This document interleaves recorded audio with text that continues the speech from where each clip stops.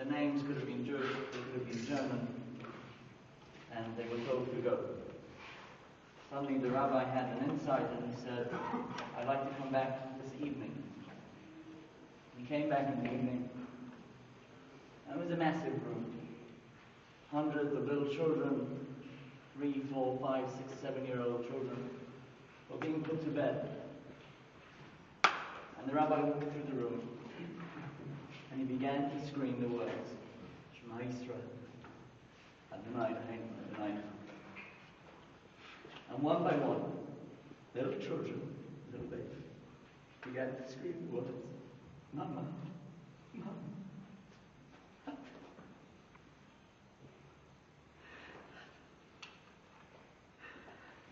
The years of the church trying to indoctrinate them,